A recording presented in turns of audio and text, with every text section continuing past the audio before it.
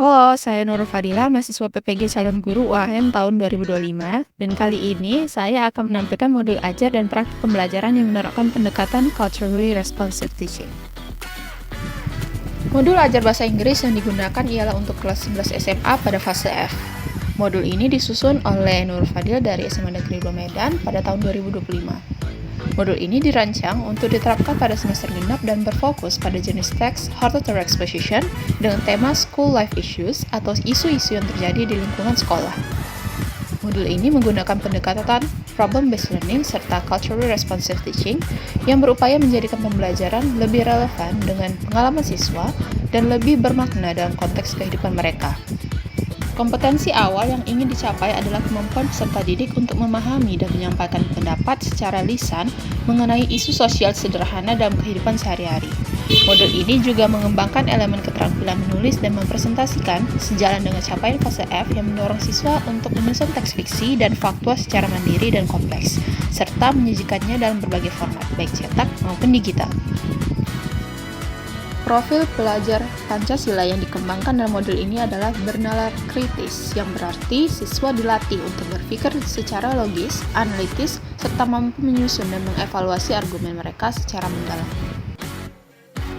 Tujuan utama dari pembelajaran ini ada dua. Pertama, siswa diharapkan mampu menyusun teks Horticultural Exposition secara tertulis dengan struktur yang lengkap, yaitu tesis, argumen, dan rekomendasi. Kedua, siswa akan mempresentasikan teks tersebut di depan kelas dengan bahasa yang tepat dan teknik persuasi yang kuat untuk meyakinkan audiens. Dengan tujuan ini, proses pembelajaran menggabungkan keterampilan menulis dan berbicara sekaligus, dan penting untuk membangun kepercayaan diri siswa dalam menyampaikan ide, serta mengasah kemampuan mereka untuk menyampaikan gagasan secara logis dan persuasi. Pembelajaran dimulai dengan kegiatan pendahuluan selama 25 menit. Guru menyapa siswa, mengecek kehadiran, dan mengobservasi kondisi emosional mereka. Selanjutnya, guru memberikan asesmen awal berupa diagnostic test melalui Google Form yang bertujuan untuk mengukur pengetahuan awal siswa tentang struktur dan tujuan teks Horticultural Exposition. Setelah itu, guru mengajukan pertanyaan pemantik untuk membangun diskusi awal seperti apa yang bisa kalian lihat dari gambar ini. Pertanyaan ini dibarengi dengan gambar yang bertujuan untuk mengaitkan pengalaman personal siswa dengan materi yang akan dipelajari, sehingga menciptakan koneksi yang lebih kuat dan menumbuhkan rasa ingin tahu mereka. Terakhir, di tahap ini, guru menjelaskan tujuan pembelajaran dan pengantar mengenai teks Horticultural Exposition melalui slide yang dibagikan di Google Drive, atau guru juga menampilkannya melalui proyektor.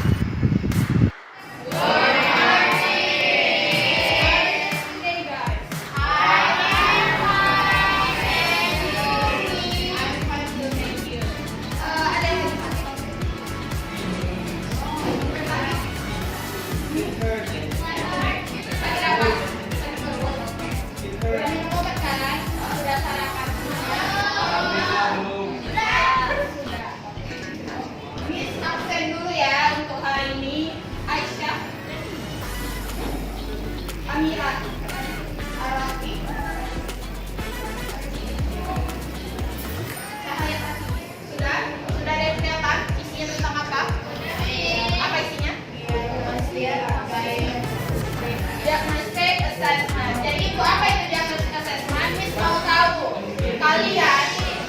kalian hari ini sudah paham belum atau sudah pernah belum dengar tentang cultural exposition? Oke? Jadi setiap dari kalian silakan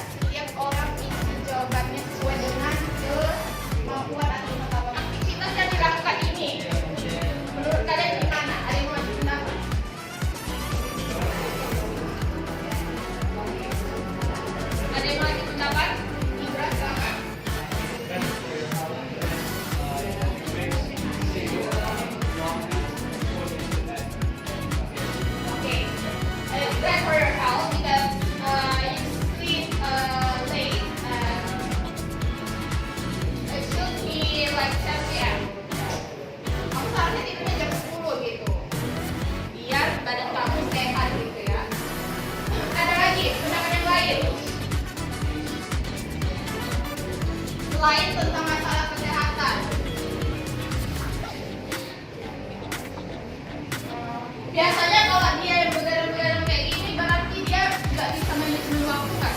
Iya. Iya kan? Coba gimana maksudnya? Nggak bisa manajemen waktu.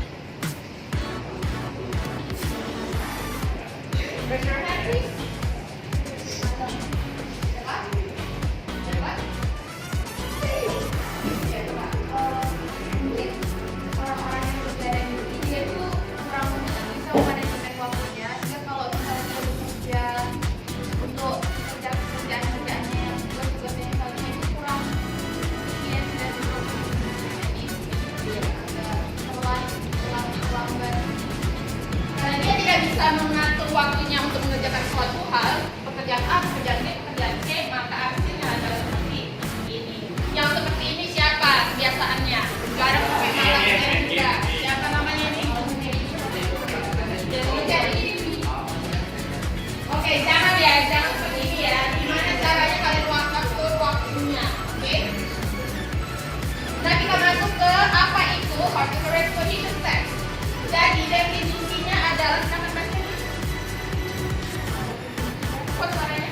Horticulture exposition is a type of text that aims to persuade the audience to do something or believe in something. Nah, maksudnya apa, Les? Apalah maksudnya? Intinya apa? Teksnya seperti apa dia? Ya? Siapa ngomong tadi? Nah? Bertujuan untuk mengajak orang untuk melakukan sesuatu atau setuju dengan sesuatu.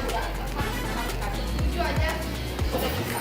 Oke, itu maksudnya hortatory exposition. Tujuannya sudah jelas, siapa baca Miss? Purpose-nya?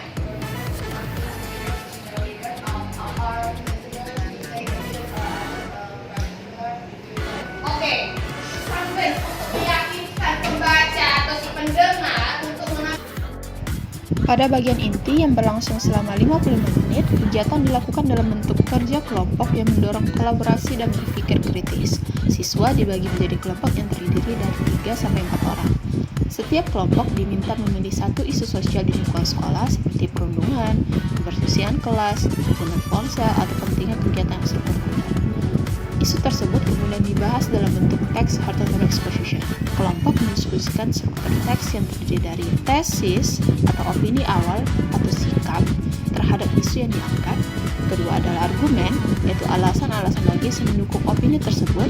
Dan terakhir adalah rekomendasi atau saran tindakan yang harus dilakukan oleh audiens. Kelompok menuliskan hasil diskusi mereka ke dalam lembar kerja yang disediakan oleh guru, kemudian mempersembahkan teks mereka melalui presentasi di depan kelas. Sementara salah satu kelompok presentasi, kelompok lain diminta untuk memberikan tanggapan mereka melalui platform Padlet yang menciptakan lingkungan diskusi terbuka dan reflektif. Siswa diminta untuk memberikan tanggapan mengenai isu mana yang mereka dukung. Pendekatan ini memberikan kesempatan kepada semua siswa untuk berkontribusi baik secara lisan maupun tulisan serta melatih kemampuan mendengarkan aktif dan berpikir kritis terhadap argumen orang lain.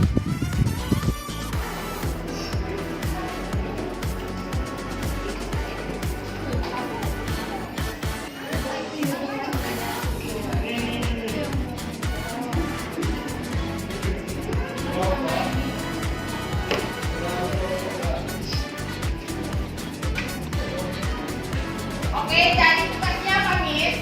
Kalian buatnya sederhana saja. Tentukan judul yang mau kalian buat. Buat satu kalimat tentang teksnya.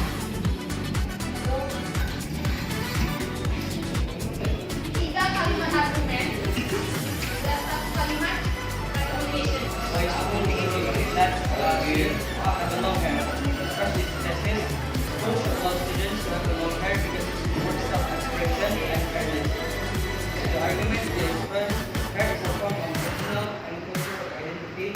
Students should be free to express themselves as long as it doesn't disturb others. Second, Form of nationalism. The thesis is, in addition, a regular routine wearing school uniforms has become a tradition. Wearing a school uniform is our national is a form of nationalism as a child to the nation. Therefore,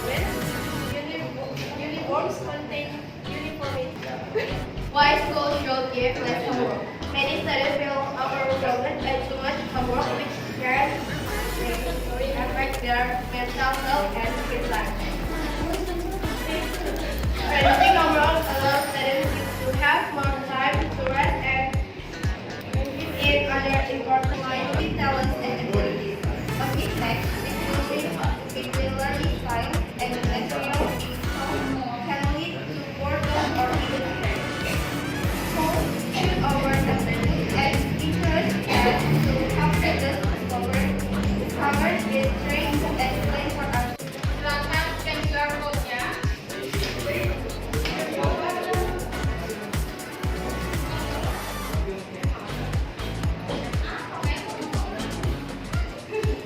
Silakan scan QR code-nya. Dan buka. Apa judulnya ini? Share your thoughts. Jadi seperti yang Miss bilang tadi, berikan pendapatmu atau berikan pilihanmu, argumen mana yang paling kamu setujui dari omongan. Caranya gimana? Ada yang paling bawah itu tanda tambah, kalau nggak salah. Yang tanda di bawah, kan? Kemudian masukkan opini kamu yang mana yang kamu setuju tema isinya. Nanti terakhir ada menuliskan nama. Ya, ada nanti bagian ini. Di akhir pembelajaran, guru membantu siswa untuk menyimpulkan materi, menekankan kembali pentingnya menyusun teks hard expression yang logis dan juga berbobot. Guru kemudian memberikan umpan balik terhadap kualitas tulisan dan presentasi, serta mengapresiasi partisipasi aktif siswa selama kegiatan berlangsung. Penutur ini bertujuan untuk menguatkan pemahaman siswa terhadap materi yang telah dipelajari, sekaligus membangun motivasi mereka untuk terus meningkatkan keterampilan berbahasa Inggris. Baiklah, jadi Miss mau tanya sebelum tutup. Kalian belajar apa hari ini? Position structure-nya ada berapa? Apa saja ya? Deskripsi isinya apa? Opini sih? Deskripsi opini penuh? Base argument. Alasan yang mendukung opini? Recommendation. Saran untuk si pembaca untuk menerima atau melakukan aksi dari visual programnya di bawah. Oke, sekian pembelajaran hari ini. Terima kasih banyak semuanya Miss yang sudah ikut dan membaca hari ini. Semoga ilmunya bermanfaat.